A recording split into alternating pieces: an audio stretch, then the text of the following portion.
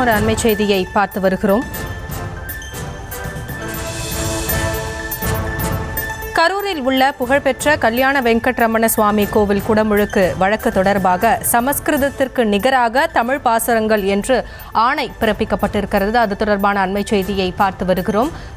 இது குறித்த விவரங்களோடு இணைகிறார் நம்முடைய செய்தியாளர் மதியழகன். இந்த வழக்கு தொடர்பான முழு விவரங்கள்.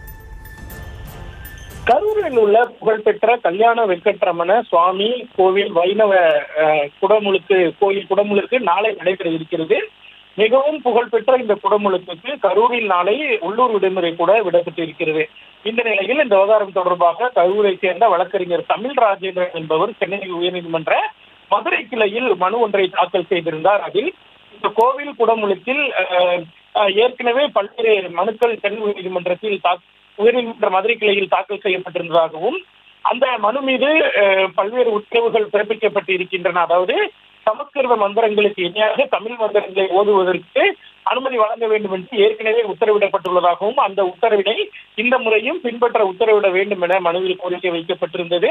இந்த மனு நீதிபதி கிருஷ்ணன் ராமசாமி முன்பு விசாரணைக்கு வந்தது. அப்பொழுது மனுதாரர் தரப்பில் ஓதுவார்கள் யாகசாலைக்கு வெளியே பாசுரம் பாடுவார்கள், இது ஒரு வகை தீண்டாமைதான். எனவே ஏற்கனவே உயர்நீதிமன்றம் பிறப்பித்த உத்தரவின் அடிப்படையில் குடமுழுக்கு நடைபெற வேண்டும் என வாதிடப்பட்டது.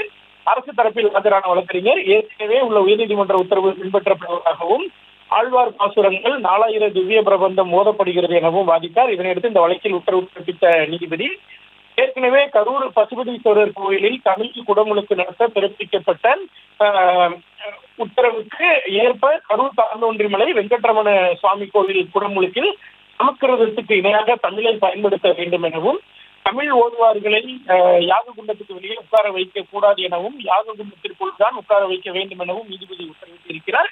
மேலும் இந்த உத்தரவு பின்பற்றப்படுகிறதா என்று குடமுழுக்கு முடித்த பிறகு நீதிமன்றத்திற்கு அறிக்கை அளிக்கவும் நீதிபதி உத்தரவிட்டிருக்கிறார்.